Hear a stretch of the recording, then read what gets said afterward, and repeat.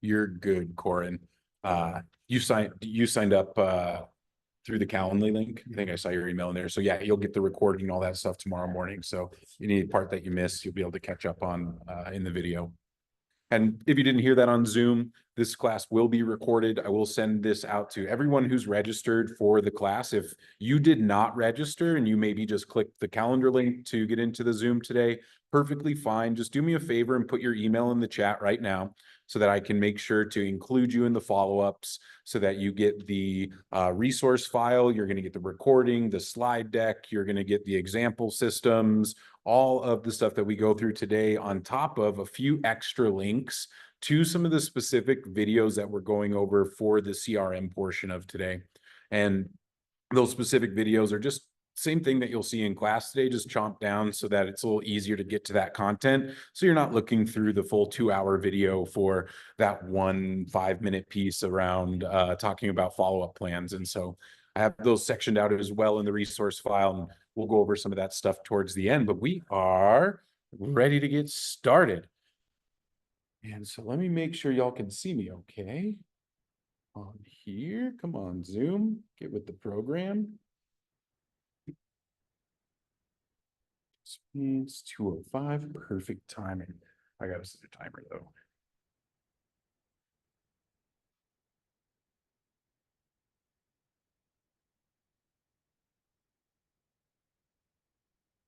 All right. Thank you all for being here today. Thank you for being here on Zoom as well. My name is Stephen Delisio. I am the Market Center Tech Trainer here at the Keller Williams downtown office. I'm here to help you with all of your technology needs. And once a month, I get the pleasure of coming here and teaching a little bit more than just the tool that we use here. We're going to be going over commanding your conversion, the fortune in the follow-up. I have been in this position for about 4.5 years now, 5 years at this brokerage and 6.5 years as an agent. I did spend some time in a small boutique brokerage. I've spent most of my time here at the Keller Williams office here downtown. And today we are going to go through number 1, moving from E to P. This is the mindset part of this class. It is not easy to do any of this stuff. It is something you need to be very intentional about doing. And we're going to go through that intentional process.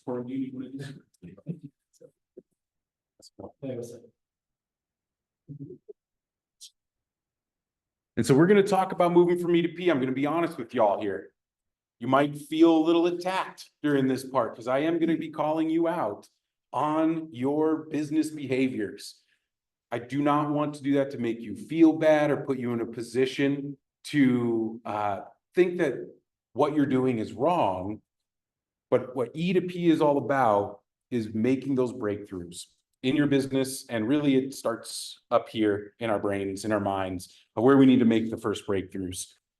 After that, we're going to take a look at some models and systems that I'm going to present to you around what I see agents utilizing. And then we're going to go through a little exercise to build your own follow-up system, your own follow-up plan. And we'll wrap up the class today talking about some of the automations in the CRM that we use here. All of this stuff we talk about today can be used in any CRM. We are just going to show some examples through the CRM we have available to us here. And so we're going to start with the 6 personal perspectives. If you are on Zoom and you've ever taken the 6 personal perspectives class, put your favorite perspective in the chat. And how about anybody in here? Have anybody in person taken the 6 personal perspectives class? I know you haven't. No? Yeah. You took it what? When's the last time I taught it? It's been a while. Well,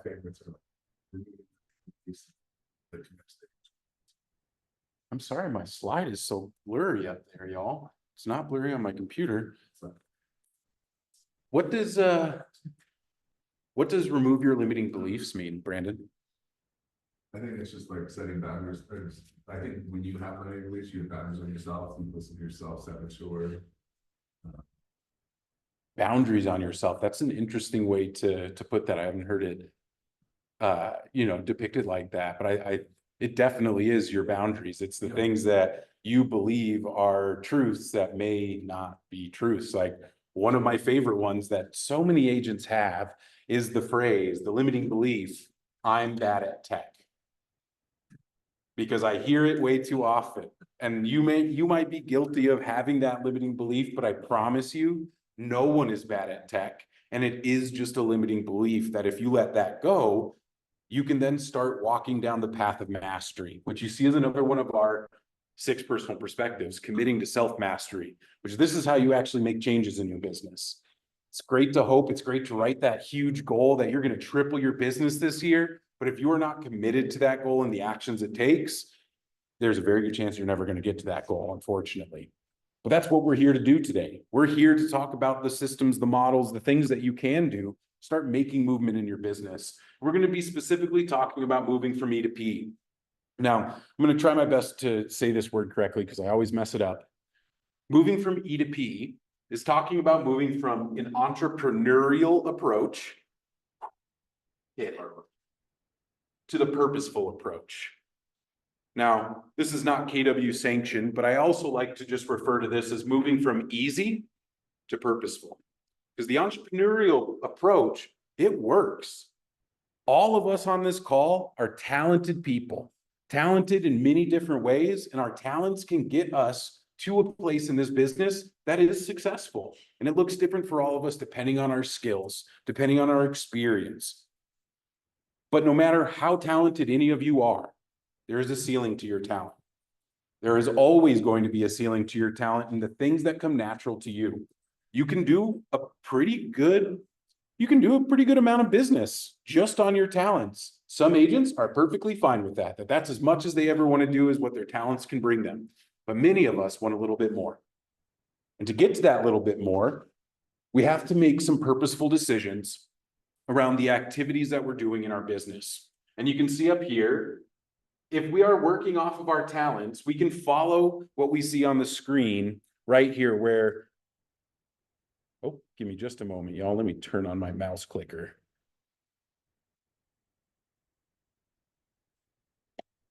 Maybe not today. All right, we still got people joining in. Let me drop that link in the chat. This link for my folks on Zoom, if you just came in, that is the worksheet we'll use later in the class. All right, so we can go through moving from E to P. If we just get stuck in the talent portion, the entrepreneurial section, we find success until we hit our ceiling, and then we resign from that thinking maybe it's not working, maybe I should do this. And eventually we see a little bit more success from our talents, and then we get back up to greener pastures, but then that ceiling comes again. And we can hit that cycle over and over again. If anybody ever felt like they've been in that E cycle of hitting a ceiling, coming back down, hitting the ceiling, coming back down, back up. Brandon, how long have you been an agent? 13 years. How many years do you think you spent feeling like this? Not all 13. No. A few of them. A few of them. Where it's frustrating. It's frustrating to plan and do some of the work and commit to some of the things that we do as agents. And then at the end of the year, we see we closed even less deals, or our GCI went down, but our units went up, but our GCI went down. And we still feel like we're stuck in this cycle where we can't get past a certain number of deals, or we can't get past a certain number of deals per month. And at that point, that is when you have to start applying the purposeful approach. The purposeful approach does not just start or happen on accident. This is a very purposeful thing that you have to be, number one, focused in on. And so we love our acronyms, and we have an acronym here as well, FOAMSA. I couldn't come up with a better one. I'll just be honest with you. I couldn't come up with something better. But the words here are the important part. Number one is focus. You have to choose what you're going to focus on. Your business has plenty of places you can be more purposeful. You can't do it all at once. You have to focus in on at least one part, at most usually one part, to focus in on your business. And that focus will bring you to some options of whatever you're focusing on. And today we're going to be specifically talking about focusing on following up with people who have risen their hand. People that have said, I am interested in doing a transaction, buying or selling. We keep it pretty open and ambiguous here because I want y'all to be thinking in a bigger scale, not so specific yet. But we have to look at our options, and those options will present us with models. Models are the what and the why of what you're doing. So that's a good note to take down if you're a note taker like me. Models are what and why. What are you going to be doing, and what is the why behind it? That is the first part we have to start with. If you need some models to follow, I recommend utilizing the Keller Williams Millionaire Real Estate Agent lead generation model is where it all kind of starts. I also love the shift book. A lot of what you're going to see today in the model section is from the shift book itself. I'm a big fan of chapter 4. If you have not read the shift book, pick up the book and read chapter 4, page 58. Find the motivated. This is finding the people who are going to raise their hand to buy or sell. I told y'all today we're going to be focused in on after that time, once they've risen their hand, and we'll see a couple different examples of what that might look like. After we have a model, we have to then design or choose our system. There are plenty of systems out there for you to go after, for you to utilize and try and adopt on your own. My best recommendation here is writing your own systems. The reason I say that is I work with a lot of agents. And when I've handed over plans to agents and said, follow this, guess what they do? They don't. Exactly. They don't follow it. Because when you don't have authorship of those plans, you don't have confidence in those plans. And when you look at your task list and you see 4, 5, 6, 7 tasks to do, and you're like, well, why am I calling them now? I don't get why I'm calling them again. I just had a task last week to call them. What am I supposed to say? And you end up questioning yourself, and then you just get in the way and you end up not even doing the task. And the system doesn't work if you don't work. And so I recommend you need to write your own.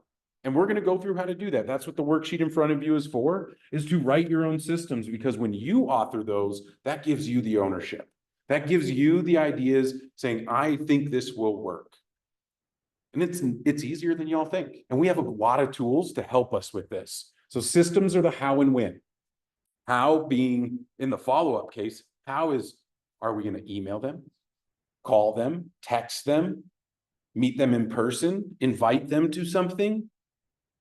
The how is secondary to the system, and the when is saying the frequency of this. When is it going to happen?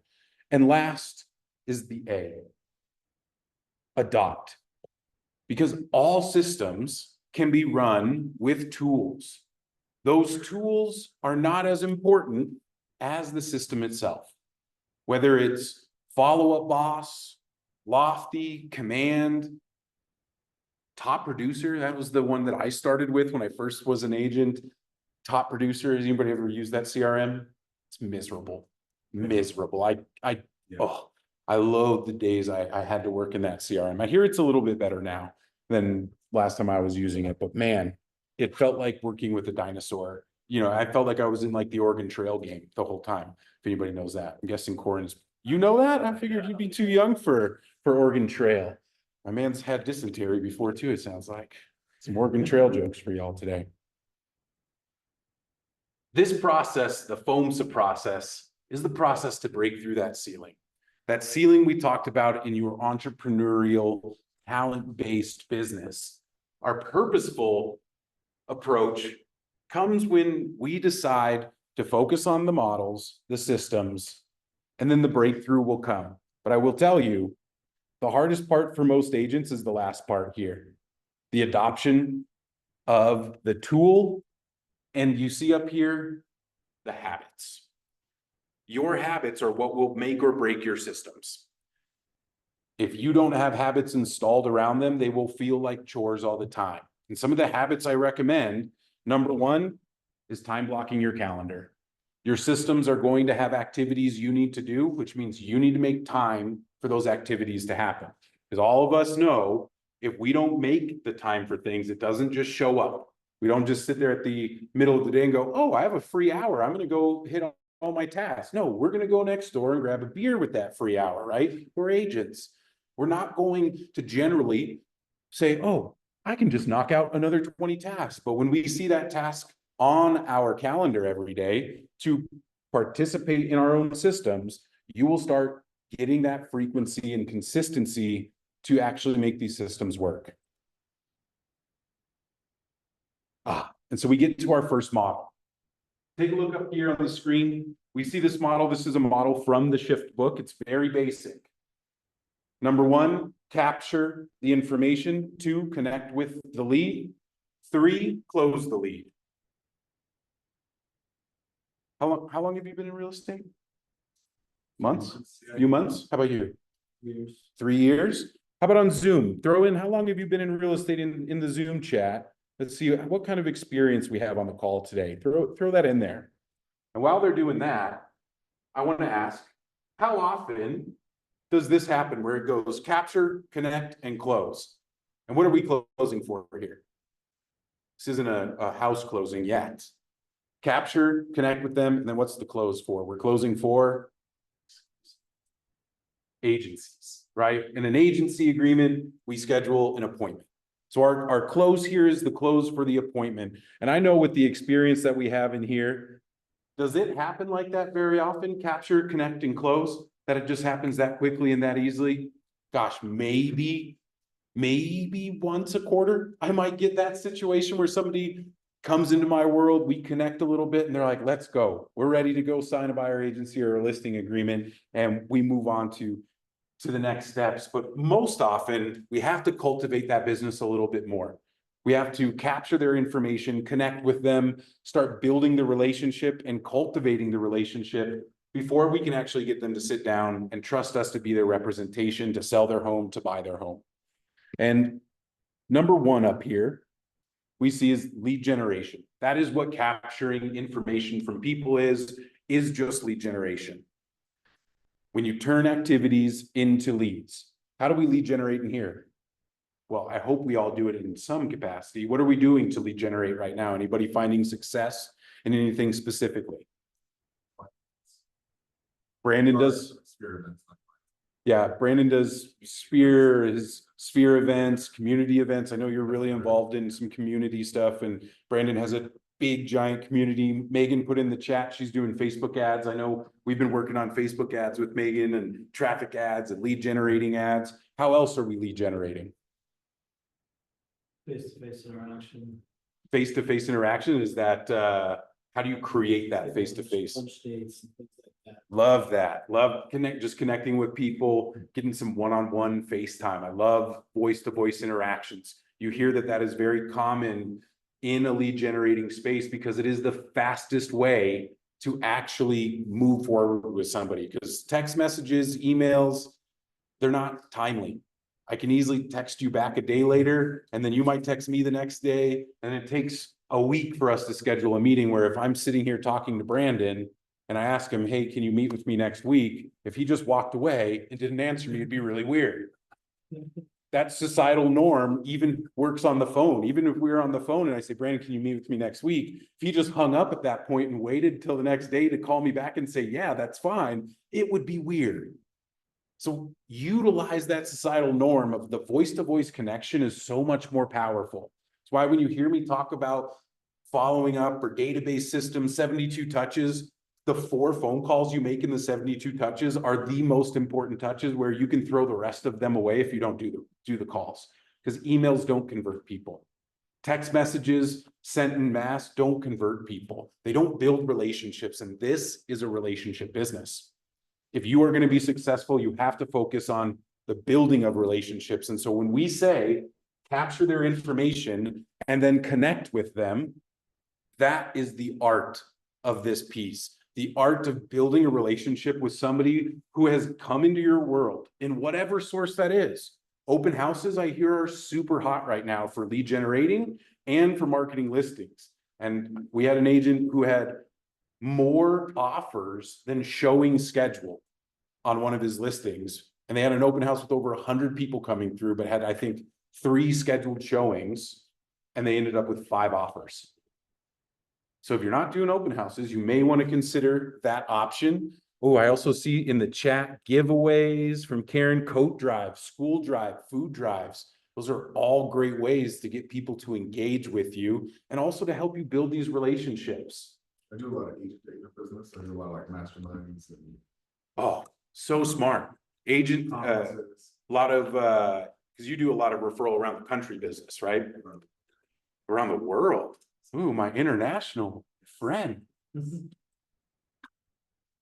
And I love that you mentioned that, Brandon, because the systems that you utilized to convert, connect, and close leads for clients aren't very different than the systems that you use to communicate and stay top of mind with other agents. The only thing that really changes there is the message, right? When we talk to clients, but the pace, the frequency, the how, emails, text messages, phone calls, those can be the same. Yeah, both to stay top of mind and to build trust. Exactly. It's not different because the same way this is a relationship business with our clients, it's a relationship business with our peers as well. And so these systems, if you start getting into this, and my goal for y'all today is I just want you to focus on your main lead source. Whatever is number one in your world that brings you the most business, that is what you want to this is what you want to systematize first. Because once you feel really comfortable with that system and you start seeing it grow, that pillar of your business, then it's time to take on pillar 2. So if you're open house driven or event driven like Brandon, I would say, Brandon, get your events dialed in. Every piece of it, he knows the capture process, how he's going to capture people, first connect with them, cultivate that relationship, and eventually get to that meeting that gets him into an agency agreement to guarantee him some income. Well, maybe not guaranteed, but at least if there is a transaction to be had, it will be his. The goal of all of this communication is always going to be around timeline and motivation. What is their timeline to do a transaction? What is their motivation to do so? I also like to throw in here, my other goal that I want to know is what are they looking for? What is their product that they're interested in? And the reason I care about these 3 things specifically is because it helps me follow up with them more appropriately. Somebody tells me they're going to buy in 9 months, their lease is up in 8 and they want to buy in that 9th month. I'm not going to be calling them every week. You will probably not be able to sustain the value to call them that often and give them and actually have something valuable to discuss with them if they're 9 months out. 9 months, weekly contacts, that is a lot of value that you're going to have to come up with. But if somebody tells me they're going to buy in 30 days, 60 days, you better believe we're talking every week. That is when I need to engage at a much higher level. And I only know that if I'm aware of their timeline. Their motivation helps me know how to push them or how hard to push them. If they are saying, I need to be out of my house in a month because I took another job in another place and we need to sell, that is a much different situation than somebody just saying, oh, I'd like to maybe downsize. My kids are going to be leaving in the next couple of years for college.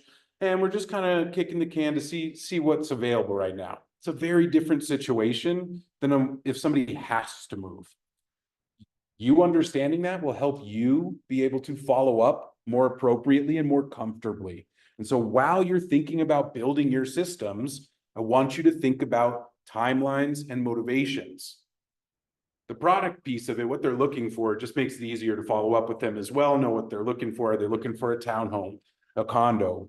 Where are they looking for that product? What quality, what price range? All of that helps you follow up with them, send them valuable information, invite them to valuable events, open houses, classes that align with their goals.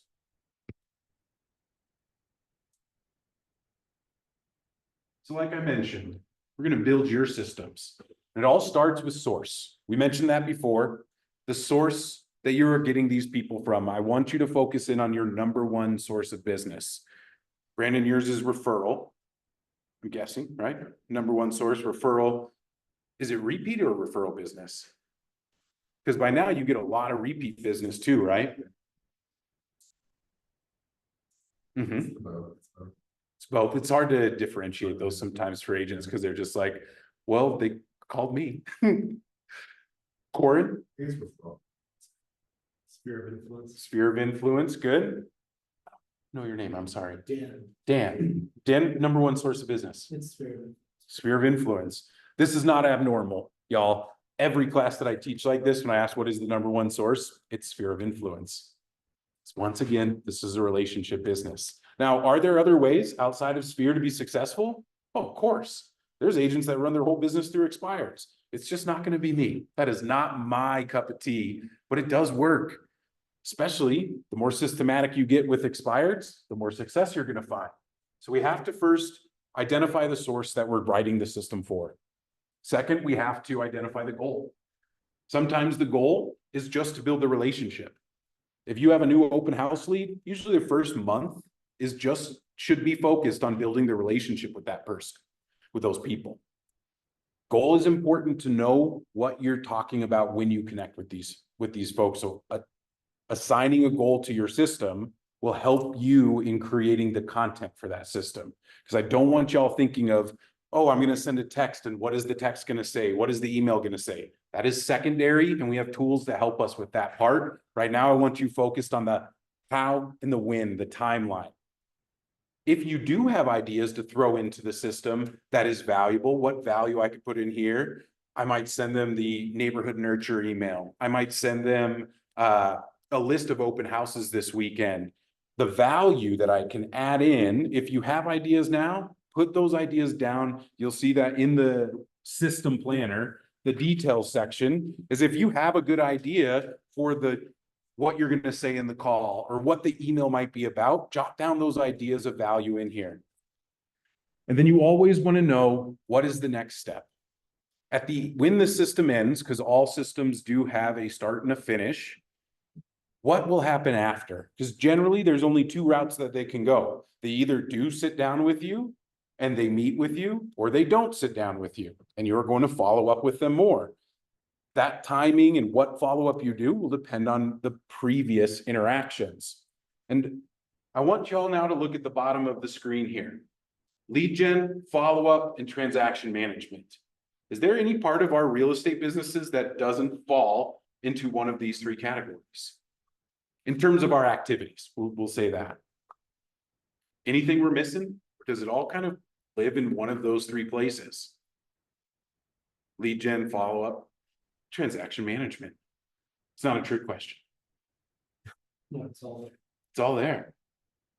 I think. The final piece is just like the continued follow-up, the relationship. Well, yeah, because this kind of comes back and loops around back to lead generation. Even in our database, lead generation is all about finding people to raise their hand. That's what lead generation is. And whatever pool you're looking or fishing in, whether it's your database or expireds or open house, all of those people, we're just trying to find people who are raising their hand. I want to buy, I want to sell. The follow-up piece is after they raise their hand, we follow up with them until they're ready for their transaction. And I find agents are freaking awesome at transaction management. It is also the place they're usually leveraged the most, where they have a transaction coordinator. Does anybody in here not use a transaction coordinator? You do or don't? 3 years in and you don't use a TC? It's not that hard. No, it's not, but it definitely is. It's not. Oh, I get so much value from my TC. I'm like, I don't know what I would do without him. Like I get to wipe my brow when this comes because he is incredibly systematic.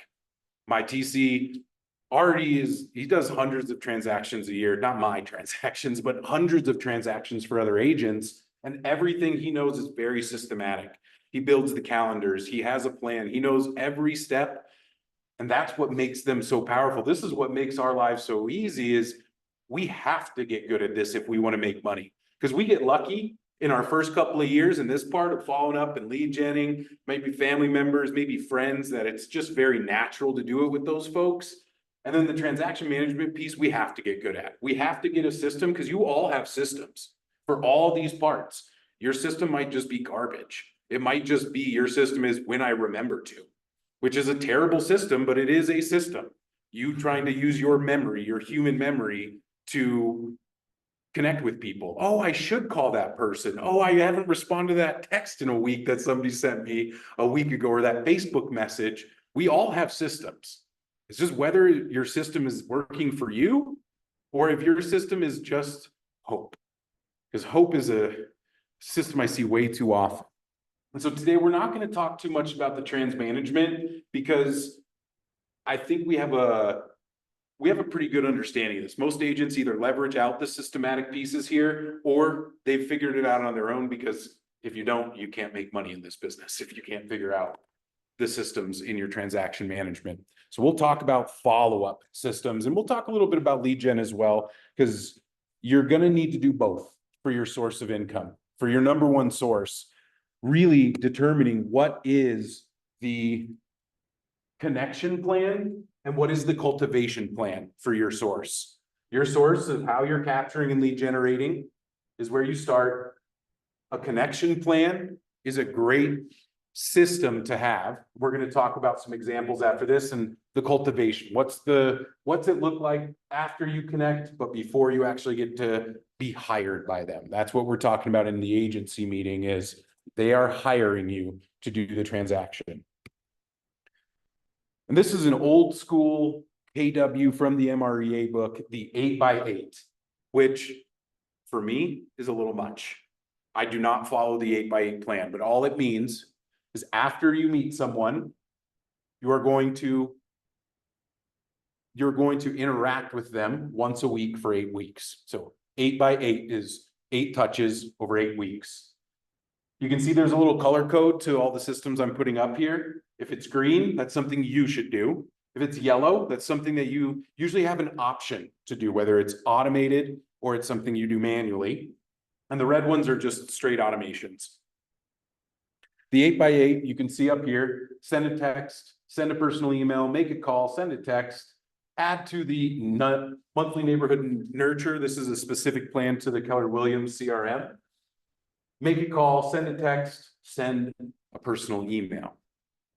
Now, depending on my source, will depend on what the content of these different action items are.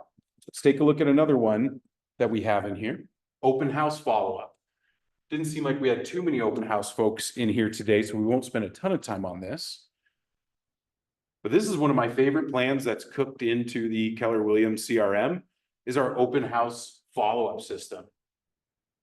Send a text, send a personal email, make a call, send a text, make a call, send a text, send a personal email, add to SmartPlan. Does that sound like too much to anyone over 3 weeks? It's okay if it does. This is why we have you author your own plans, because no one's going to make you do this plan if you're saying, well, I don't think that's too many text messages. Cool. Don't do that second text. Don't do the third call. You get to run your systems and you will find what works. I want you to do these systems for at least 90 days, to commit to them for 90 days when you write them. Then after those 90 days, you're going to probably want to make some changes to the system. You're going to figure out a little bit more of what's too much, what's too little, what worked, what didn't work. And so a system needs time to know if it is working or not. That's why I give you a full quarter to run your systems. Anybody use social media to help build their business? How systematic are you? None at all, huh? It's really hard to be systematic in there. And you're talking posts, right? Yeah. Do they do any prospecting through there? I built my business prospecting through Facebook. It was brutal. 25 direct messages a day, 10 friend requests, 10 comments, 10 likes, 1 post. There weren't stories when I was doing this full time. Now I would add in at least 2 stories a day to that. And really, it did work. Closed 11 deals in my first year, utilizing very systematic actions. Facebook, these platforms though, they don't want you getting business out of them unless you're paying them. And so they make it very difficult to do what I did. They reset your friends list order every day that you load up that page. So finding people to message is a chore.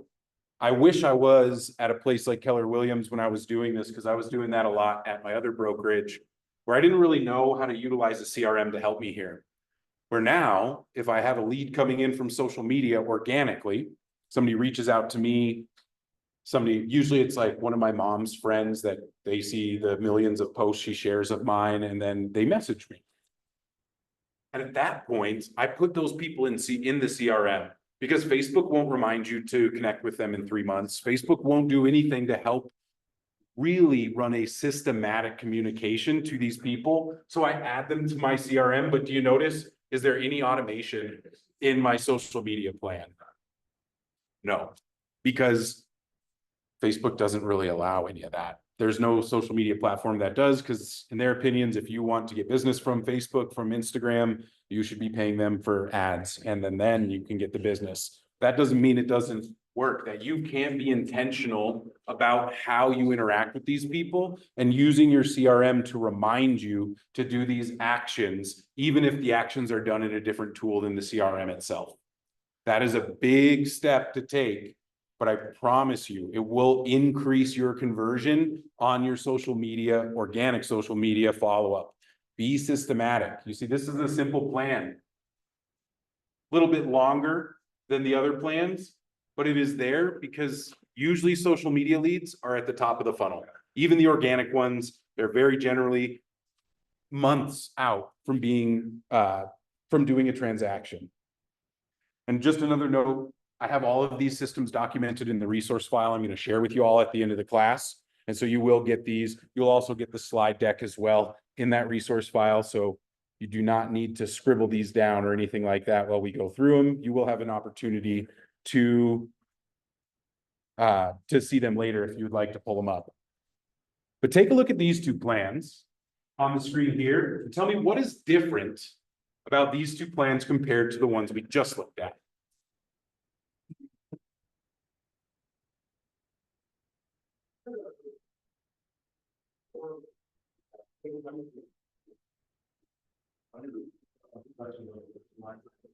Less touches, less personalized, a little bit.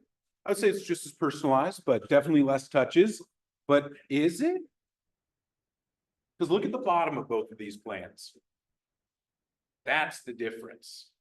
It might look like there's 3 touches here, but a lot of times we don't need to do something different each month. We just need to keep the frequency going. And we have the short-term nurture up here, a 3-month nurture, where we add them to the Smart Plan. Smart Plan is just a follow-up plan where we have, that's the bi-weekly neighborhood nurture, automatically sends them an email every other week, reminds us to call, and then reminds us to send a text message to them, and then it repeats. Mike, will you text Brian and tell him to be quiet? Thank you, Brian. No, you can stay. You can stay.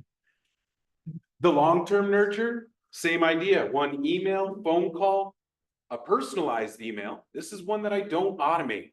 Why would I not want to automate an email?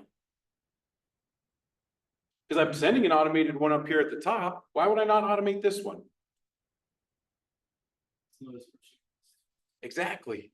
I can't make it valuable enough or something that I write that's general compared to an email that I can actually physically write at the time I want them to read it, where I can give them relevant and updated information. Like, it's really, really hard to do that through automations. And so sometimes in your plans, you have to decide on what is better, efficiency or effectiveness. This is great for efficiency, having automated plans that just send out emails on their own, but I might be losing effectiveness in that efficiency, which is why you might want to consider in some of your plans having just a reminder for you to send a more personalized email that you can really tailor to the needs of the timeline, motivation, and product that that lead is looking for. That is how we make sure that it doesn't feel like they're getting too much stuff. That is a common limiting belief I hear all the time with systems is I don't want to bug them. And you will feel like that when you start this until you go, I don't want to bug them. And then you see them close on another home on Facebook with a different agent. And you go, oh, I should have bugged them more. Looks like I didn't do my part. Because if you see people that you have in your system closing with another agent, you drop the ball. It's on you. 99% of the time. And so don't be afraid of frequency. Let them tell you it's too much. Don't assume it's too much. Don't let the exception that says it's too much be the rule in your world. Because frequent and consistent contact with these folks is what will convert them. And when you are systematic about it, it will convert more people. You can track it much easier. These are great ways to think about some of your follow-up systems. When we looked at that cultivate section, these are cultivating type systems where I've met them, we did my connection, and now they're still months out. And so I'm going to put them on a repeating loop. Now, if they're more than a year out, my systems do not go out that far. If they're more than a year out, they just are on the standard database touch system that I normally would use for anyone. Once they're closer to doing the transaction is when I will increase the frequency of our contacts, increase the frequency of the information value I'm sending them.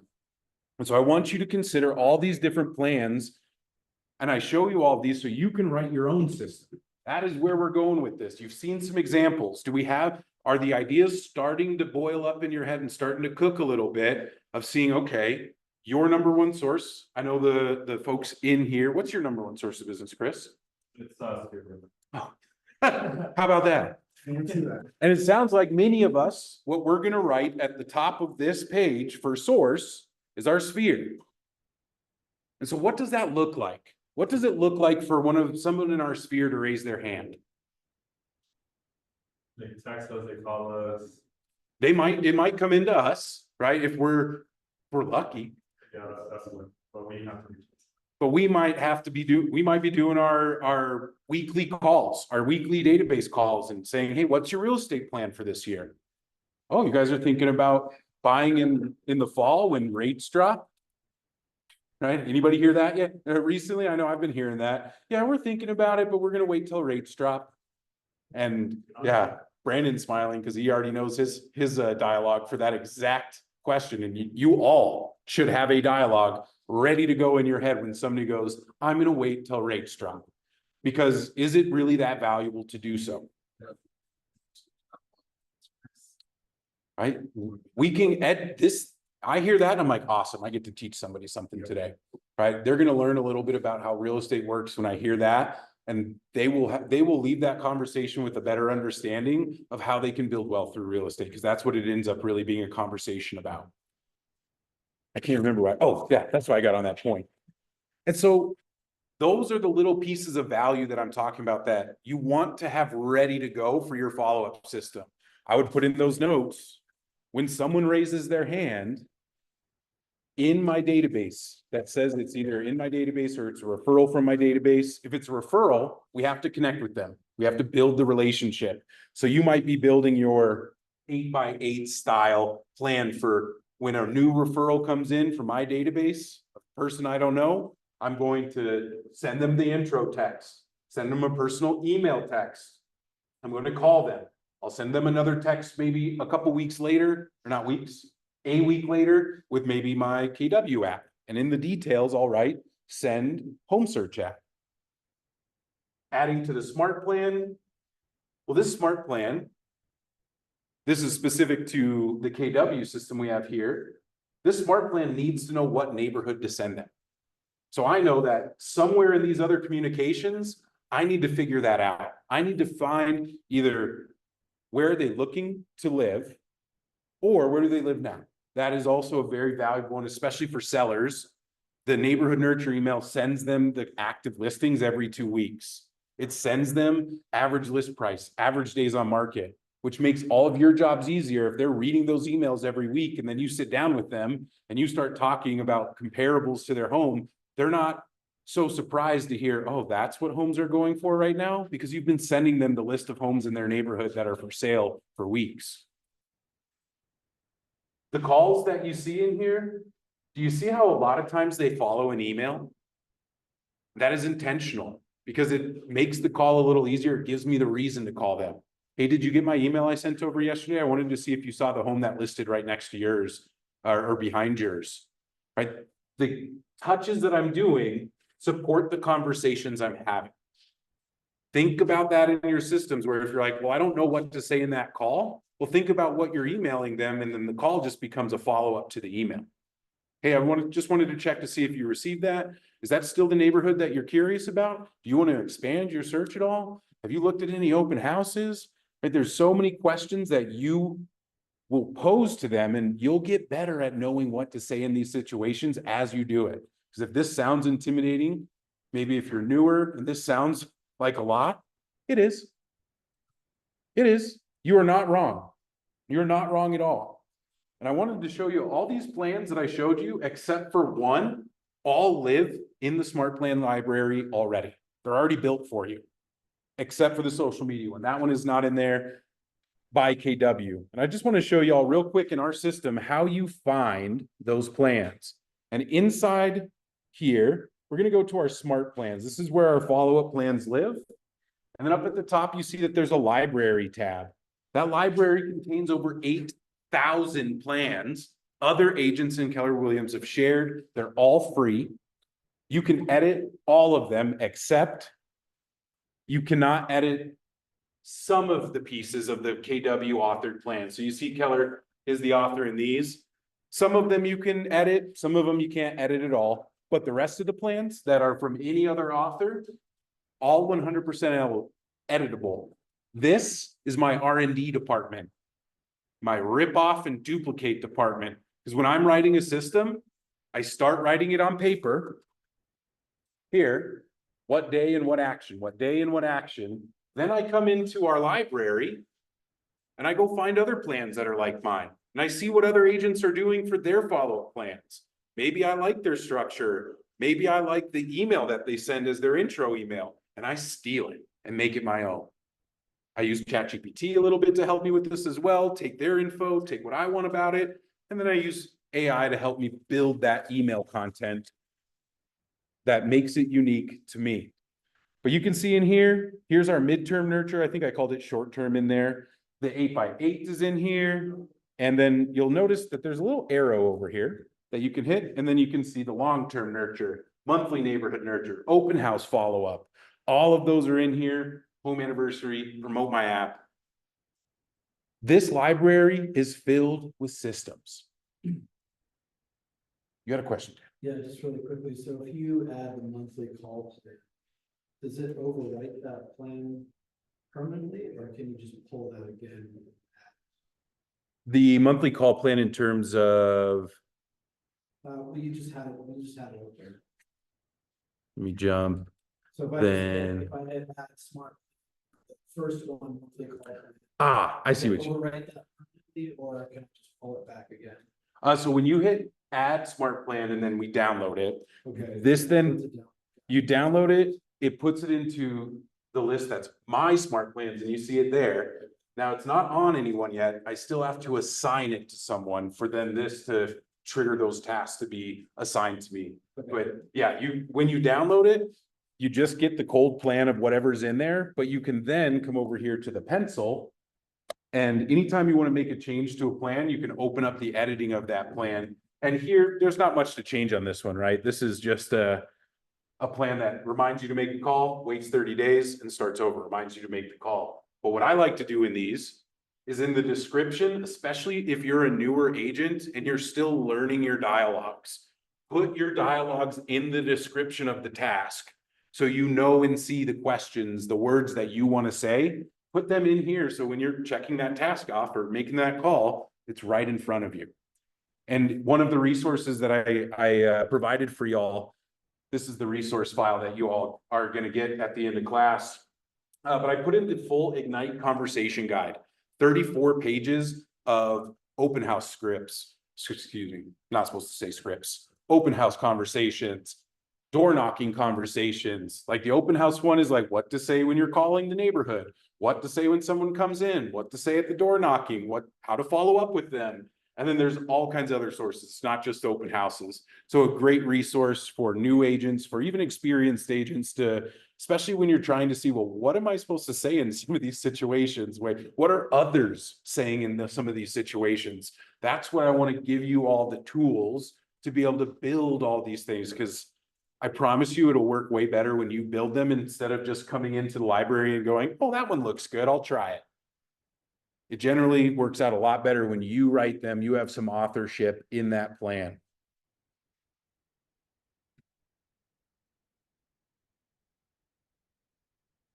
All right. I'm going to build a plan for y'all real quick.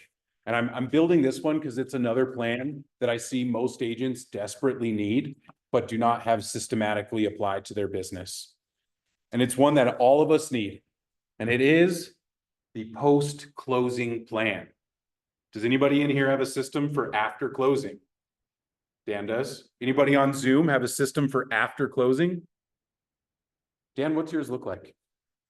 I generally call them about a week after, Mhm. just to say congratulations one more time, and then I call them again 3 months later.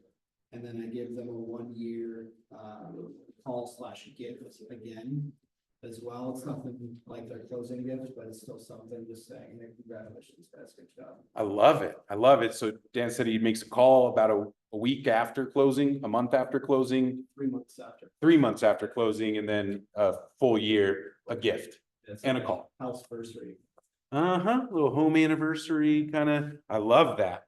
That is a wonderful plan. And I think you can steal some of the stuff from my plan, because some of those pieces are in there, but I think you'll dig what I also have going on.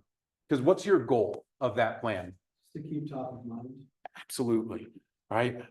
I think NAR, I can't remember the stats from this year, but I'll use a number that I know is right. 70% of agents do not talk to their client after closing. It boggles my mind. But can anybody think of a reason why somebody might not? Yeah. Right? It didn't go well, or they're afraid that something might not go well if they do talk to them, or they might come back to them. I've heard all kinds of limiting beliefs in this situation of why people won't connect with people. But it also just is kind of gross in my opinion, right? I just made $15,000 working with you, and I won't even call you again to check in on you. I feel responsible to do that.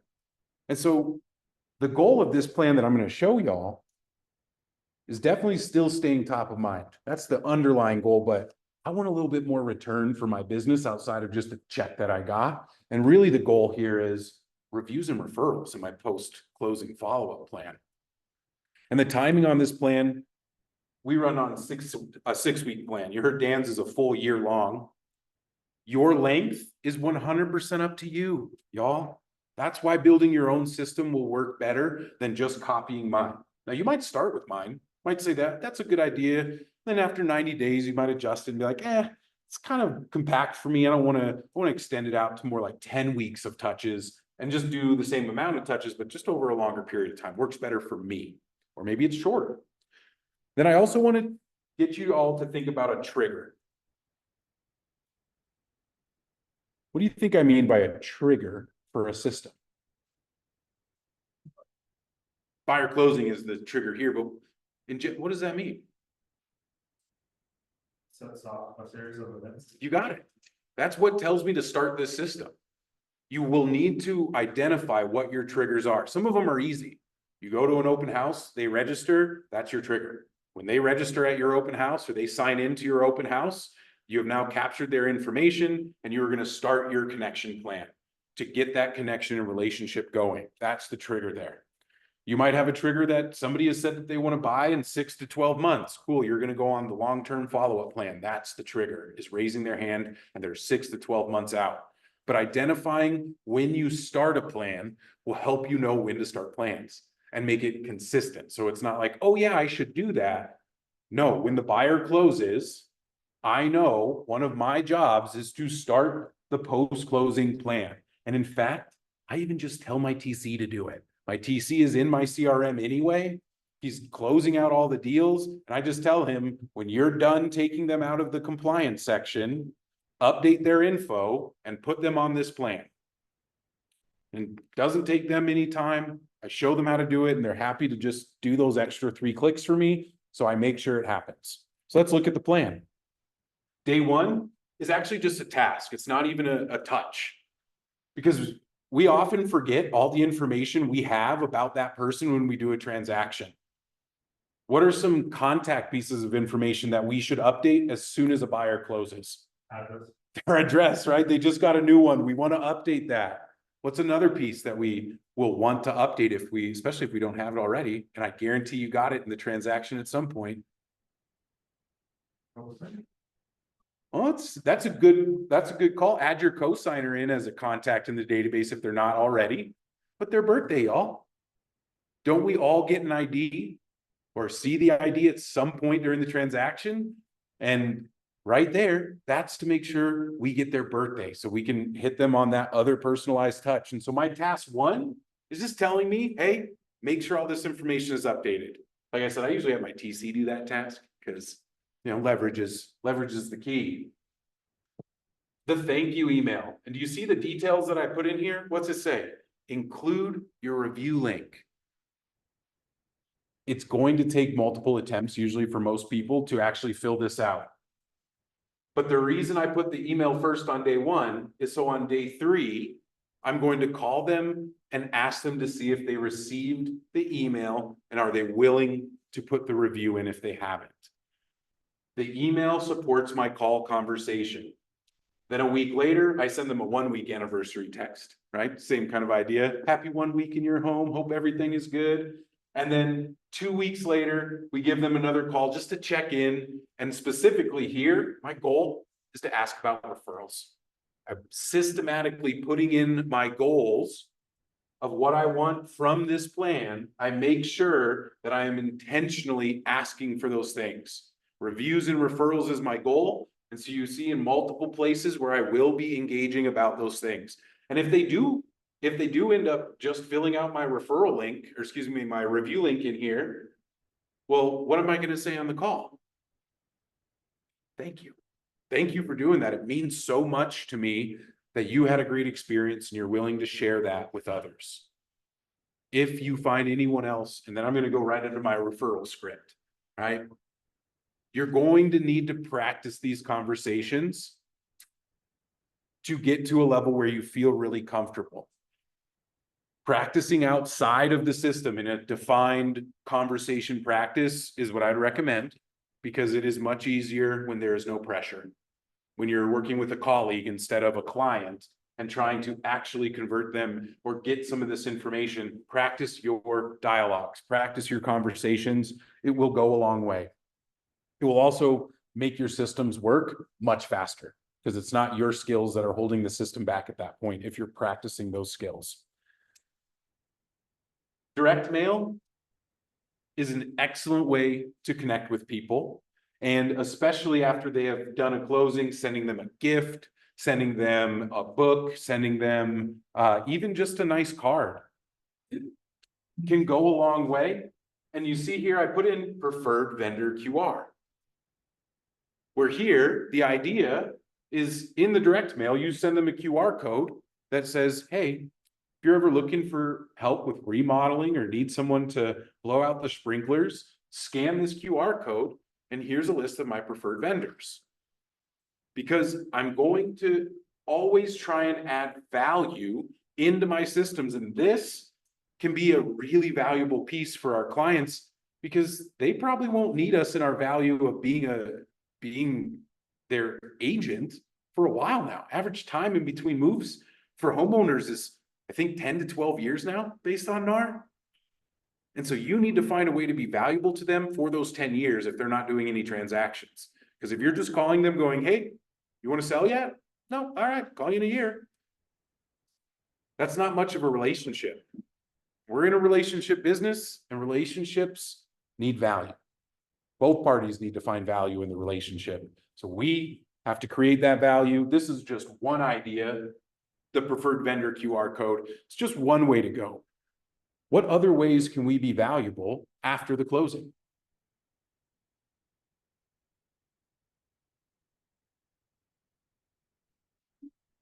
Send them a CMA every month or like home up.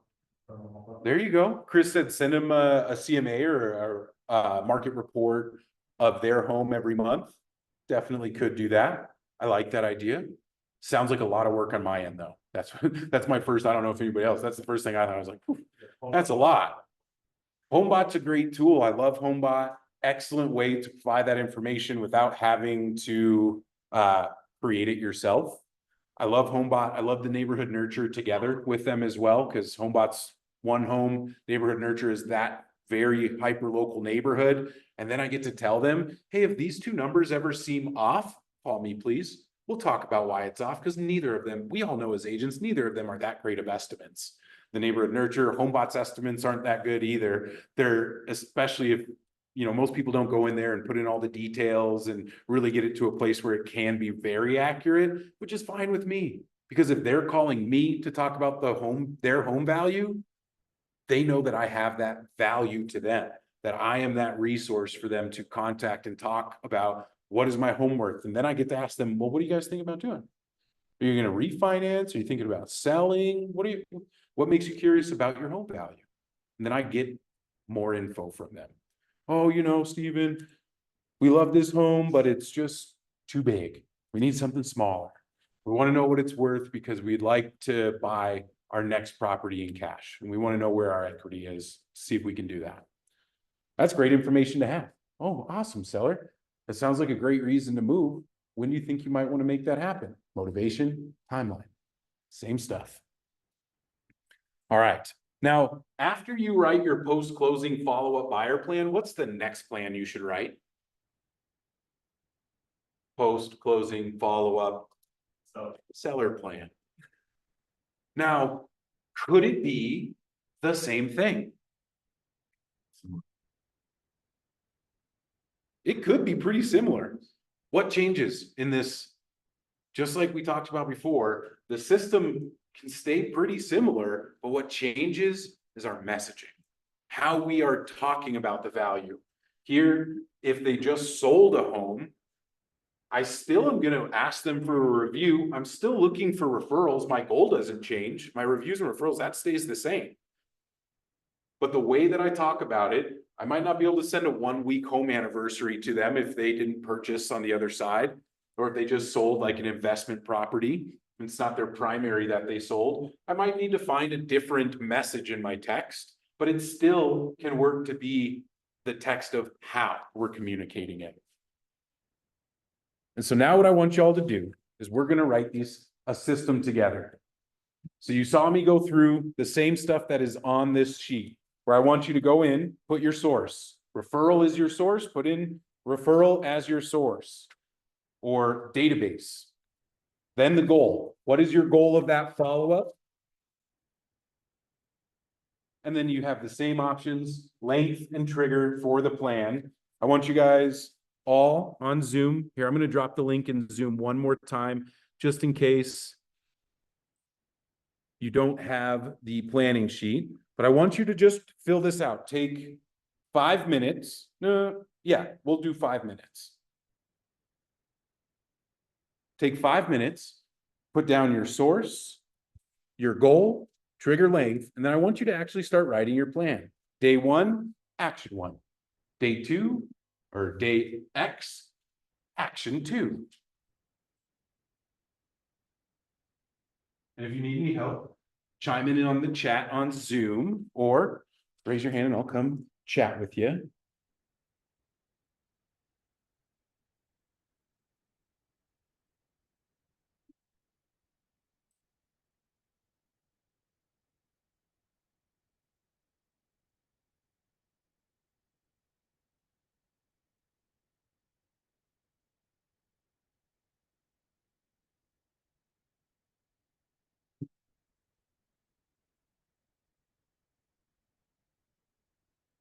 Good one.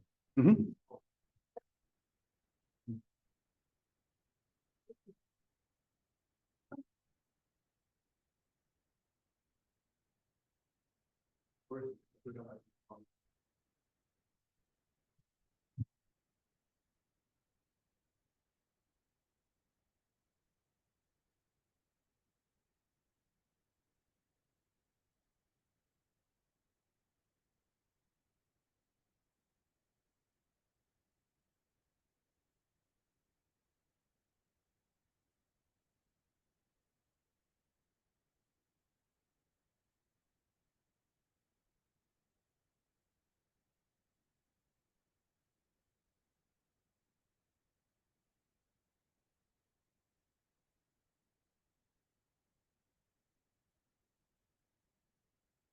Don't think too hard on this now. Get it down on paper. You're gonna have chances to rewrite, to adjust this, because really the next step after this is to get it into the tool, which is what we're gonna show you next. It's how to take a plan just like this and build it into our CRM, but any CRM has these tools available, whether it's Follow Boss or any of the others, they all can do this. We're just gonna show you the example through KW's Command SmartPlan system.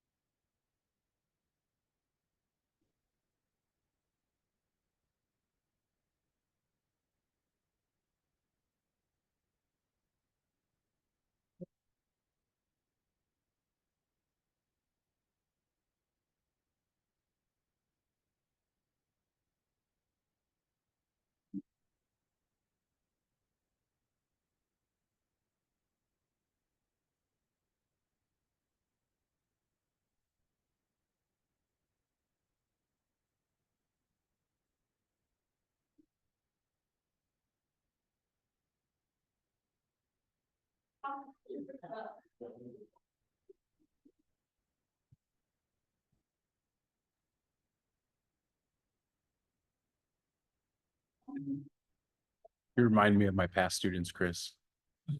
That's yours. My past students. The high school ones, Oh. not the middle school. I was like a straight A student. Me too.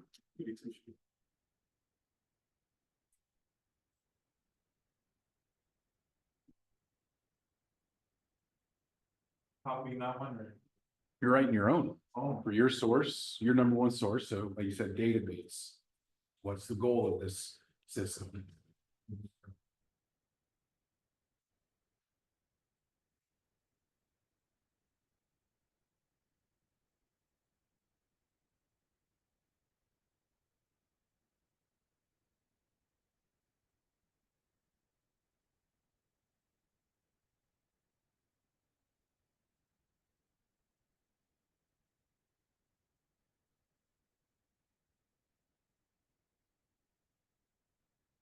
One more minute. And we'll chat a little bit about this, then we'll build it in the CRM, see how the tool integrates in here.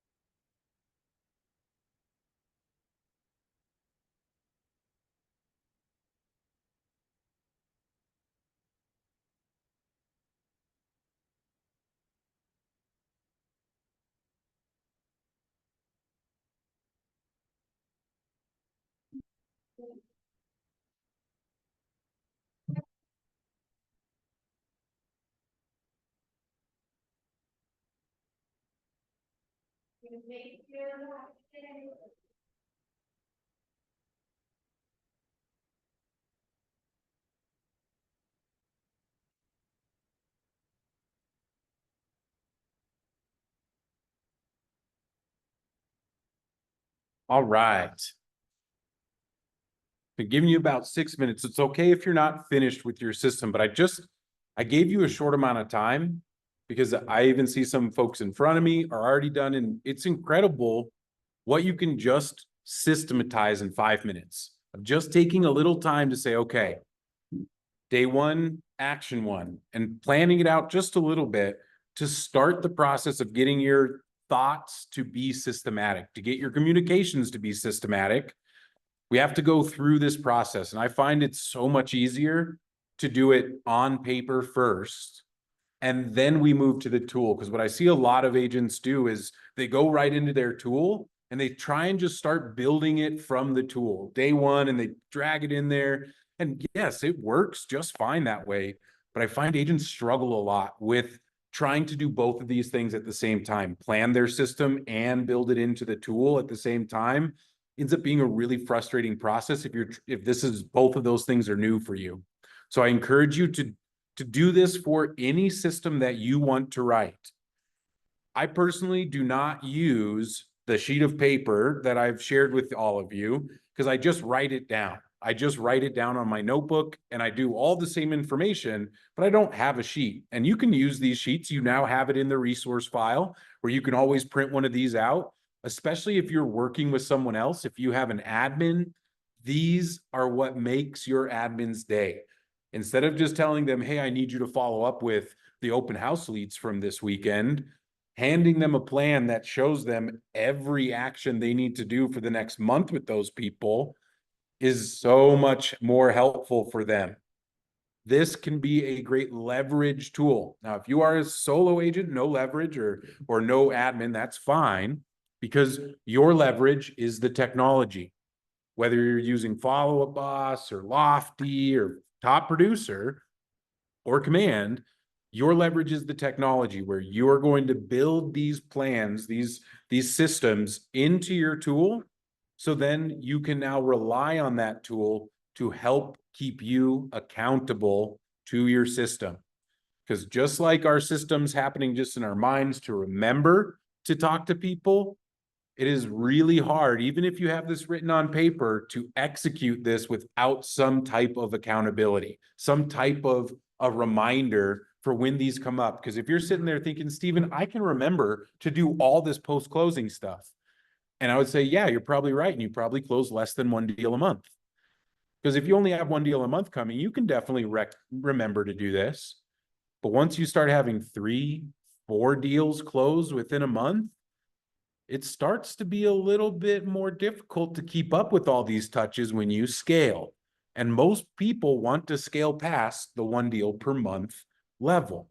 If you don't, that's cool too. This is just going to increase your customer experience to make it more consistent and better for those 12 families you help per year.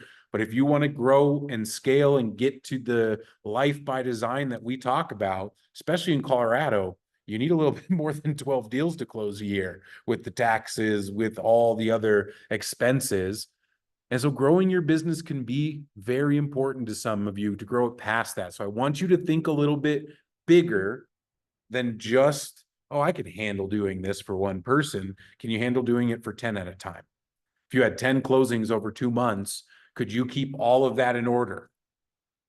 I know I can't. And I find myself to be a pretty smart cookie, but I couldn't do all that. I couldn't make sure that all these steps happened for 10 different people over 2 months that all started at different times. But with my CRM, all I have to do is go into my task list every day and check off the things that it tells me to do. And I ask agents all the time, what's easier? Learning all the habits of making this habitual and remembering every one of these steps and the timing, is that easier? Or is it easier just to build the habit to check your task list every day? And in my world, it's always been easier to just check the task list, because that is the only habit I have to worry about. Check my task list in the morning, make sure it's cleared off in the afternoon. And I have time blocks in my schedule every morning and every afternoon that tells me tasks. That is just my time. It takes 15 minutes in the afternoon. Usually takes me an hour-ish in the morning because that's when I'm doing a lot of those tasks in the afternoon. My rule is you have to clear out your task list. That is not saying you have to do all your tasks that day. Because, you know, it's 3:30 in the afternoon. I got to go pick up my son and there's still 4 calls to make. That doesn't mean I just don't get to make those calls, that I just get to skip them. It means that those calls need to move to a day I do have time to make them. Because it's okay if the call happens on day 4 rather than day 3 in the plan that we see up here. The important part is that the call happens. For me, my task list being cleared every day lets me know my day is done. If you ever, does anybody ever bring work a little bit home or bring it out late or work really late? Systems will help bring your time back because you will know when you're done. You're not sitting there thinking, shoot, who else do I need to call? Who else do I need to call? Because that's how I lived as a real estate agent for a while when I first started was, all right, who else can I call? Who else do I need to follow up with? What other things do I need to do?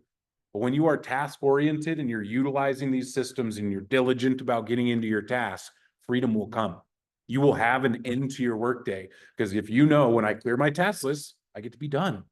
You get to punch out. You get an actual activity, which I know real estate agents can be workaholics, bad, and they don't know how to stop.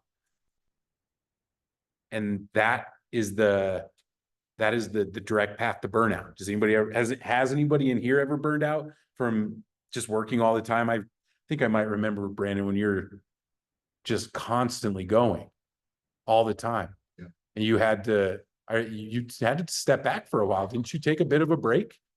Not my choice. But it doesn't feel like a choice, but also when we don't feel like we can do the activities we know that can get us business, a break was forced upon him because burnout's absolutely real. It's great to have a ton of success, but you'll also find if you're not managing your time, your emotions, and some balance in your world, you're going to get taken over by it. And you probably end up at a net zero in the end.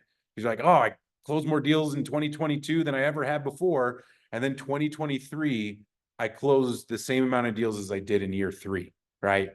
And you're like, I feel like I went 10 years back. But it's burnout. It's not having systems that causes a lot of that because we don't know when we're done.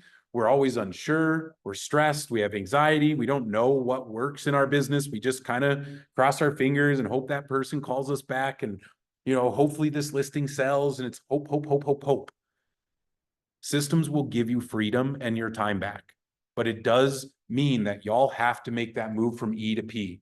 I said entrepreneurial to purposeful earlier. I like to really explain it to agents. It's easy to painful. It's easy to do your business on your talent. It's why it's your talent. It's your natural ability. When you start doing this, and if you're feeling that intimidation from these systems or that like, holy crap, I don't know if I want to do all this. Seems like a lot of work. Like I could send the emails auto, but Steven tells me I should send them manually. It's a lot of work. Yeah. This is how you make change in your business, is doing things differently. And you can just try and do things differently on your own and guess and hope, or you can go to the things that we know work and start implementing those things that work. And then your creativity will infiltrate that system when you have the skills to do so. But start with the models. For my new agents in the class and call today, start with what we know works. Your creativity is welcome when you are mastering the things that already work. Then you can start adding in and say, oh, you know what? I think I'm gonna use an AI phone assistant to call these people. Sure, add your creativity to that later. But you need to master your systems, which means you need to write your systems. That's what we just did that activity for, is to give you that experience of writing down a system, because it won't be the first one, or excuse me, the last one you write. Start finding all kinds of places in your business where you're going to be, I can be more systematic here. I can do a better job of following up or being more consistent with my communications, and it will improve your business, give you time back, and like I said, help you convert more business. Oh, some advice here as well.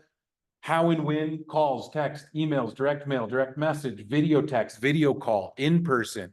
use all these tools. The big one that we've been doing with like colder leads are video texts. How many of us like getting text messages from a robot? Crickets. Yeah, no one likes it. No one, oh my gosh. Like, 5-time match, 10-time match. Like, I swear they think I'm a black person. Like some of the messaging I get from them, I'm like, what are you talking about, Democrats? Like, you're crazy.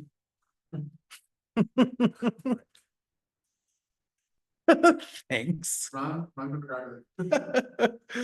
But I want you to consider these different forms because in some places they work really well. And video text has been something that works really well for our colder leads or people that we're getting like from Facebook ads because they just think they're getting talked to by a computer. And a video message, they don't have to pick up their phone. This is very like Gen Z oriented as well because they are not fans of picking up cold calls. So we call them, don't leave a voicemail. And then we just send them a quick video message that we record that's live and real. We try and make it very authentic. We use their name in the message. It's not a canned video, but we say, you know, hey, Chris, it's Steven. We saw you clicked on some homes on our site. I just wanted to take a moment to introduce myself. My name is Steven. I've been a real estate agent here in the Denver area for 6 years. And we just want to know if there's any questions that you have, feel free to ask. If you don't want us to contact you again, just thumbs down the video and we'll leave you alone, right? And there's our send out. And we get great responses from it because they see that we're not a computer. It's not just automated. And it is a text message that starts that conversation is automated. Yes. But that next step, when we show them our faces, they see our smile, they see their name used in that message. And those video texts have been really, really helpful to convert some of those leads into a conversation. Because that's really where it starts with Facebook leads is your first goal is just get a conversation with these people, because then you can start building the relationship. Because otherwise they think they're talking to a robot, and we break that limiting belief of theirs right away. And so consider and be creative here with how you're connecting with people, because it's going to be different for every agent in the class today, because you all have different databases who all have different preferences of how they like to communicate, and age can be a factor of that, or just kind of their generational style. I feel like we hear a lot about younger people not wanting to talk on the phone, older people not wanting to text message, but there's exceptions to all of those things.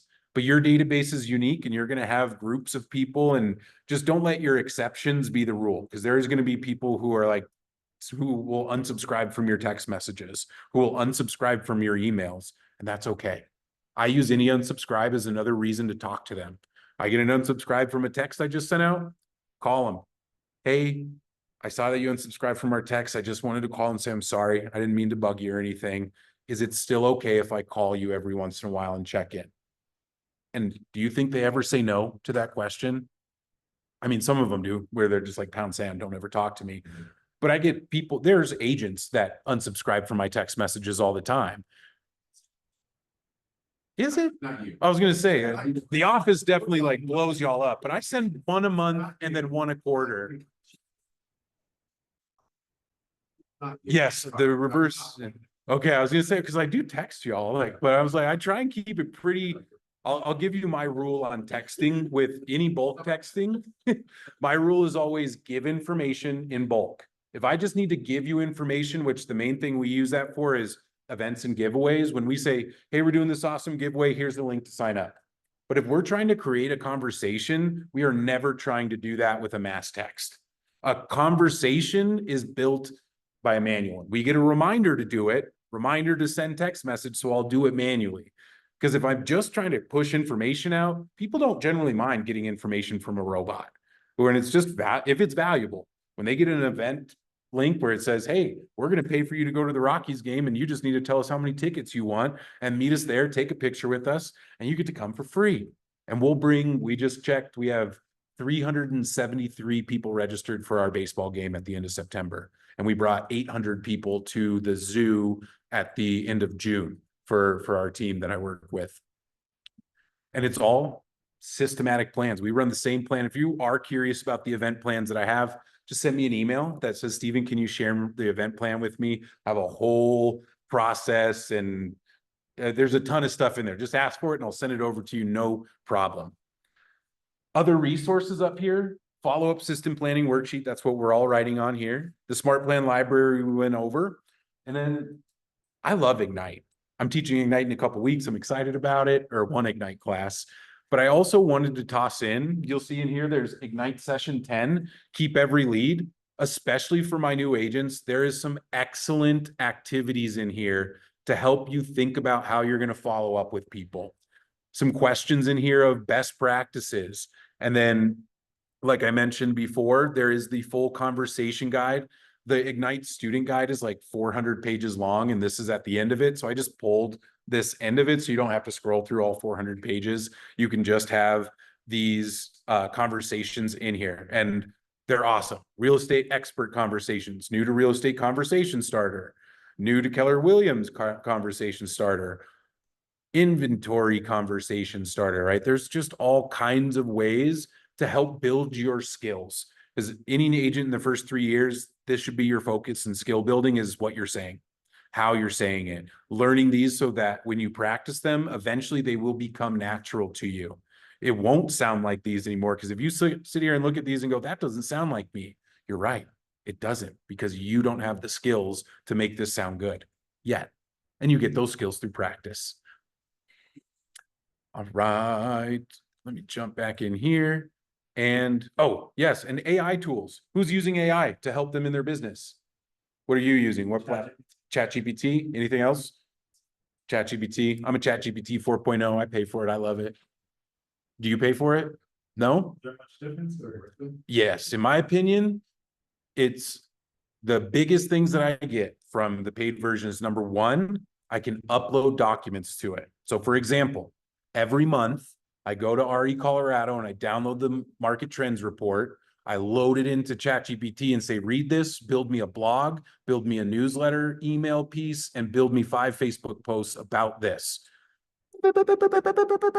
Shoots it all out for me. I go through, read it a little bit, edit any pieces I need, and then boom, I have $20 a month, dude. Well worth it. Dude, like I'll take a video that I do for y'all on Loom, which is what I use to record like short videos. Loom records a transcript. I take that transcript, put it into ChatGPT, say, build me the Facebook posts and all the promotional stuff that I do that you see me put into the Facebook groups, onto my Facebook page, into the monthly email that I do. All of it is built through me loading in stuff into ChatGPT and then pushing out content from there. That's just one angle that I'm using ChatGPT in the paid version, and it gets you slightly better responses, slightly newer, like more updated responses. But the being able to load a file in is really the part of the paid version that I get the most value out of personally. There's also Quick. If y'all haven't been playing with Quick, I talked about Quick at the team meeting. That is KW's AI system, which you can find just by clicking on the house, and it's this little sparkle. And y'all, this can help you with building these systems. Watch this. Give me a follow-up plan for new referral leads that are sellers who want to sell in 2 months. It's a little slow, I will say that. But the results that I've been getting out of this for asking questions like this, I've been really impressed with. Compared to ChatGPT, it's kind of slow. But this is all trained on Shift and MREA and all the other systems and models that we have at KW. And you can see it builds it out just like we've been kind of talking. And this is a great place to help you get in here. You see initial contact, call, email, week 1, task, set a follow-up call. It goes through, this is week by week. Quick it's getting better and better. And the latest update really, I've been really impressed with the results that I've been getting from it. So definitely engage with that if you're a command user. Claude is another AI that I've heard a lot of people like. I've tried it. I went back to ChatGPT personally. Gemini is another one. Same thing. I tried it. I went back to ChatGPT. It's a lot about preferences. I hear Claude is the best writer out there, but I really like what ChatGPT does. And oh, the other thing, Brandon, that I get from the paid version is it has memory. So when I tell it, my business is this, I like to communicate in this way. My main audience is this, right? Like this is my target audience. It saves all that. So every time when I do spit out all that content, it's all been tailored in the past to how I like my content to be written. So when I do that stuff, I don't have to really do a lot of like, oh, I need you to use more burstiness, or I need you to use more perplexity in the words, or I need you to drop the vocab level to, like a 10th grade level. Cause sometimes it gets a little fast and loose with the words it uses. I'm like, calm down, ChatGPT. Like, I have no idea what that word means or why it's there. Keep it in here. My favorite phrase, and definitely if you're using ChatGPT, perplexity and burstiness. And you can say use a high level, low level, medium level, and it will make it sound less like a computer talking. It won't sound so formulaic, where it uses like human speech has a lot of burstiness and perplexity in the way that we speak, at least in English, it does. And so instructing it around burstiness and perplexity, just add that sentence into one of your ChatGPT prompts that you're asking for written content, and you will see a huge difference. Especially like one thing that I've used is to help build conversations to practice or to build out, I use this I put in my follow-up plan for social media leads, and then I told ChatGPT, give me 10 different responses that are common with leads like this. And then it gave me all these responses. And then I would take the top ones, like I'm looking to rent, I'm looking for Section 8 housing, I don't think I'll qualify, right? Those are my 3 most common responses. So then I built systems to follow up with all those responses appropriately. So I can easily switch, and those systems were built from ChatGPT saying, okay, now build a system for somebody who responds like this and like this and like this, and then it builds it all out. And so speaking of building some stuff out, let's build a smart plan together. And we are going to do that inside a command. Which plan should we build? Brandon, can I build your plan? All right, so we're going to build Brandon's plan. And to give you all the context, we built the source for Brandon's is Sphere referral repeat clients. Oh, this is your post-closing plan? Perfect. Closing 1 year. Perfect. So we're going to do Brandon's post-closing plan. Is it buyer or seller specific or generic? Perfect. So we're going to create the plan. You see, we start with the blank slate. The first step that we see on day 1 for Brandon's, day 1 says update command in HomeBot. So we're going to just come over here to our list of actions. We're going to just drag in that task. Then we will come over to the right side of the screen, and we see we have the details of the task, where here he needs to update. Get out of here. Needs to update command / HomeBot. I love that. I like my task name to be I should be able to look at it and know what I need to do without even reading the description. But the description is there to help me make sure that everything that needs to happen does. So I might put in here, update, address, birthday, spouse, whatever else I need to put in there that that are my double checks. And this will help when you're ready to get leverage. And now you have an assistant that's doing these tasks. And the more detail you put into the tasks and you have in your systematic plans, the easier it is to hand over to someone else and go, okay, now it's your turn. Now do all this stuff. My parts are these, your parts are these. And the more detail you have in here, the easier it is for them to pick up what you want them to do specifically. Now notice, this is an important tool in our planner. Not all CRMs have this ability that set priority levels for tasks. That will help if you end up with lots of tasks in your list. Being able to filter your high priority, medium priority, low priority tasks can help you with your time management. Because sometimes life happens and you're like, crap, I have 15 minutes to work on my task today. I don't have my full hour and a half. I'm just going to hit the high priority tasks. I always set calls as the high priorities. The other ones I set as medium or low. For me, because that is, I mostly care if I miss anything, I cannot miss phone calls. I cannot miss my opportunities to have a voice-to-voice interaction with them. And so I always set those as high. Updating command, I would set this one as a medium personally. Brandon might do it differently.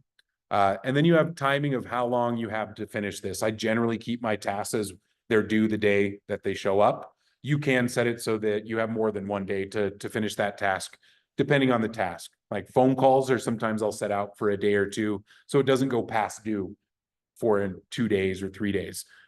But then we just hit add step.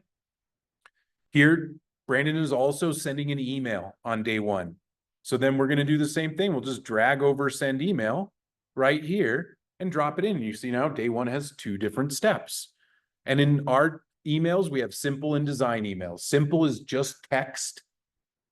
We can change the colors. We can change the link, or we can put in links, but no pictures in the text, or excuse me, in the simple emails. If we want pictures and buttons and fanciness, we'll go with the design email, which just for example, that are emails like these. Let's see. Here's a reverse prospecting email I just sent out. If you want something that looks like this, you can use the designed emails. These take a little bit more time. Definitely, if this is new to you and you want to make some of these emails, sit down with me. The designer is pretty easy to use, but not at first. We go through a 30-minute session, build an email together. I think you'll feel a lot more comfortable doing it on your own after that. But you can definitely do it on your own. I'm just willing to help you if you need some help here. Can you take your MailChimp? You can, as long as you don't pay for MailChimp, which I know is kind of weird. Do you pay for MailChimp? Because MailChimp doesn't let you export the HTML file of the email if you pay for it. How does that make sense?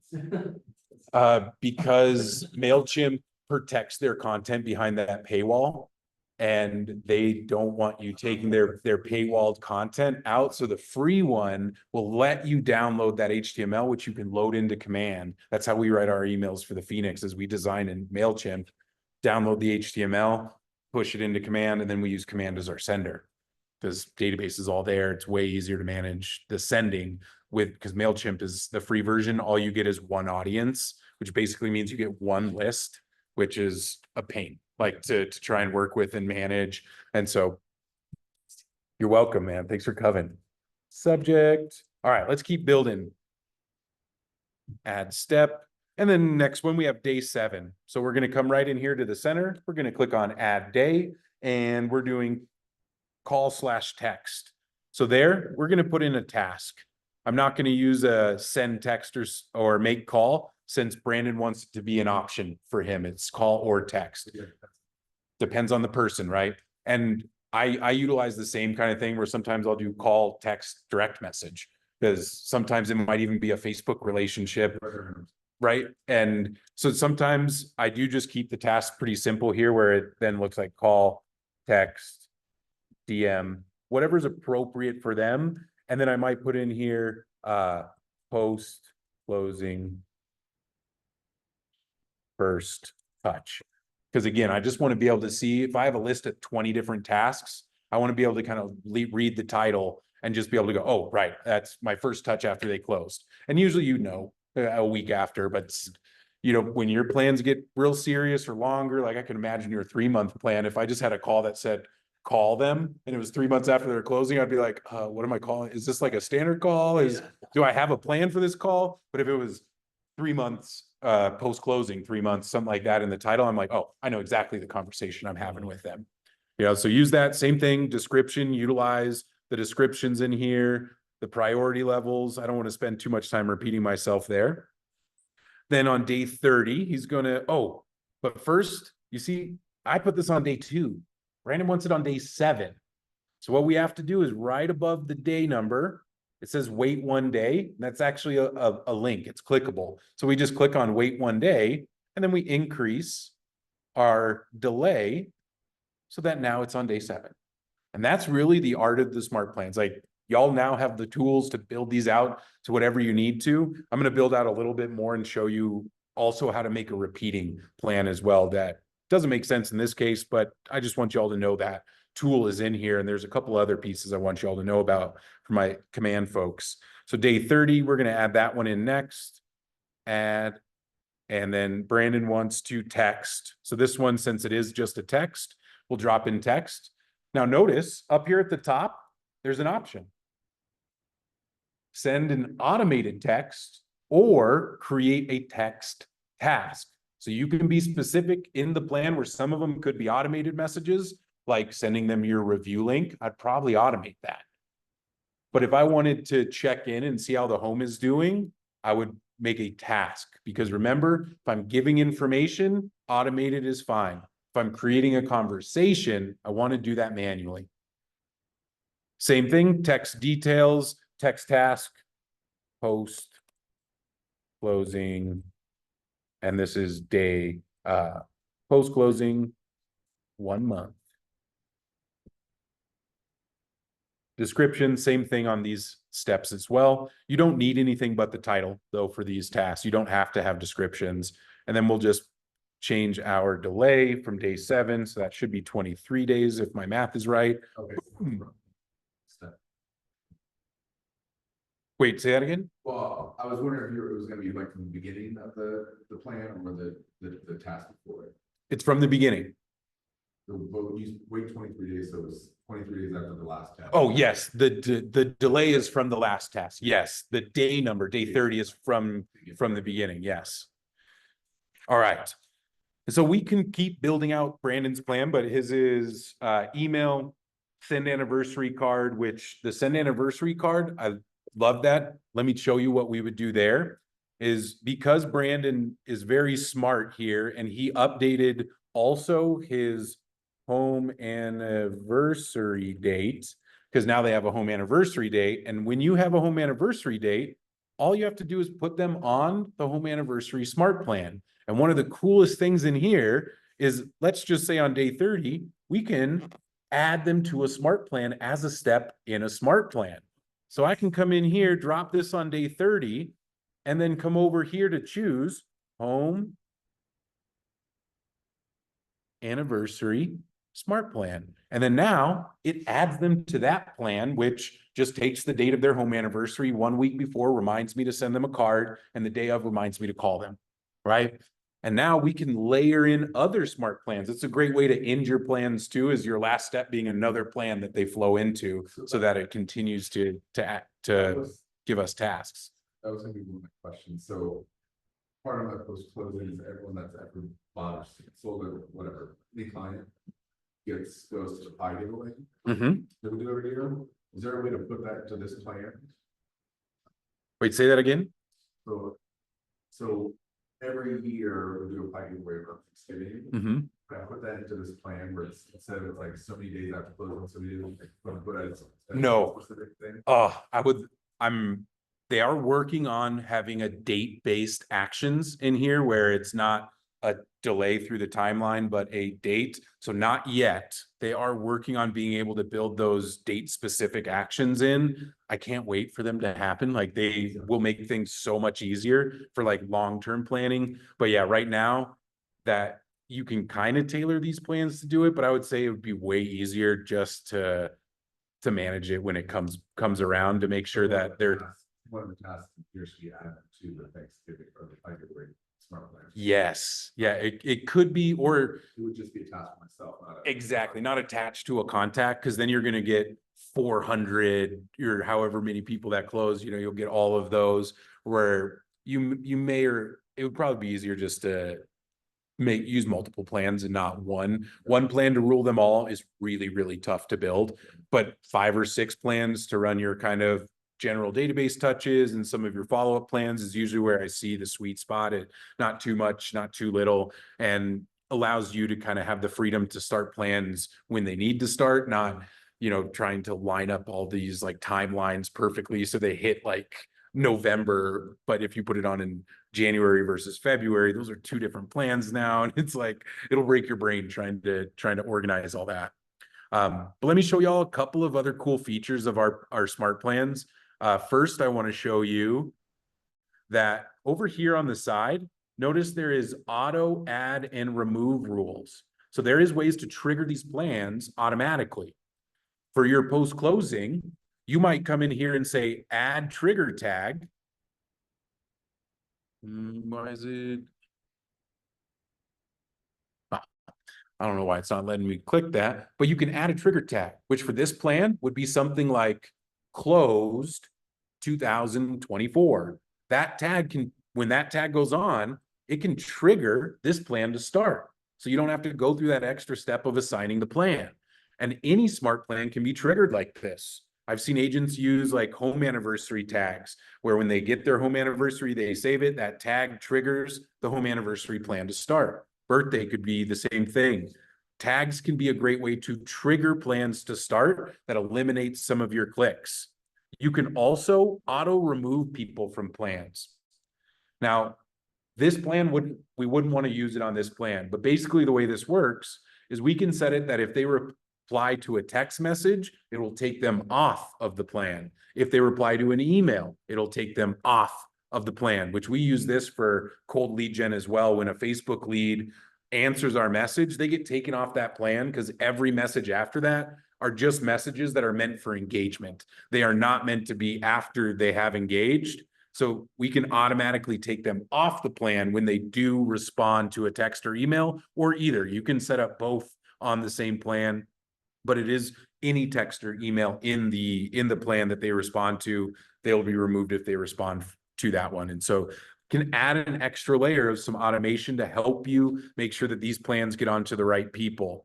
And the last thing I wanted to show y'all in here is that you'll notice right down here at the bottom, there's an add repeat button, where this is how we can make plans revolve, where they will start over at the beginning and then go through the same list of tasks or emails, text messages.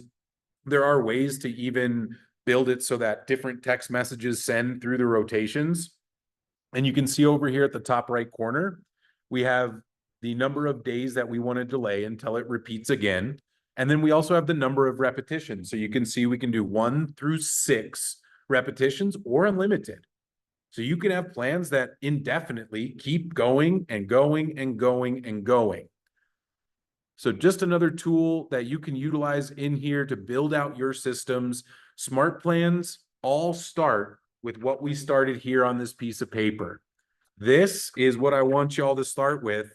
And if you need help building it into here, into your CRM, that's what you want to meet with me one-on-one for. That's where we can sit down and build these together for your first couple, because you'll get the hang of it after you've built it with me. I've also included in our resource file, you'll all see this how-to video section, that when you open up the how-to videos, you'll see there is create a custom system smart plan. This video right here is going through how I went the post-closing plan you saw earlier. I go through it and build the whole plan in that video. It only takes 11 minutes. So I promise you, y'all can do this. It is something you can definitely. We have a question in the chat. If you don't click the repeat option, does the smart plan stop at some point? And Karen, yes, it sure does. If you do not add the repeat option, the plan will end right there after that last task. They will be removed from the plan at the end of it. No other touches go out from that plan the way we have this one built. Right, let's bring this home. So, action steps. To finish up the class, number 1, we have to bring our focus. To move from E to P, you have to decide that you're going to focus and commit to some of this stuff. None of it happens by just hoping or just naturally, oh, now I know what my follow-up system is. It takes a little bit of effort. And I want you all to put the effort into this, because I promise you it will bring freedom. It'll bring more conversions to your business. And once you focus, choose your systems. I'm here to help with choosing your systems. I can't help you with your focus, but I'm here to help you choose your systems if you need help choosing them. I'm here to help you adopt the CRM. The adoption part is mostly your habits. That's another part. I can't sit there and say, Brandon, you need to go check your tasks this morning. Brandon, you need to go finish your task list. I do still say it to him, but I can't make him do it.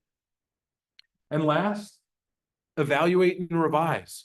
Give yourself 90 days with the system, 1 full quarter, doing your absolute best to execute your system at the 100% level. But I want you time block 2 or 3 hours, 90 days from now, to revise these things, to go over, are they working? Are they not working? Am I doing it? Do I need to fix something? Do I need to change the trigger? You might want to sit down with me for this meeting. We can talk about it together, and I can kind of audit your system and see where you might improve it as well. And so I'm here to help through this process, but it all starts with y'all. It starts with you deciding that you want to move from that entrepreneurial state of your business into a purposeful state of your business to get past those ceilings.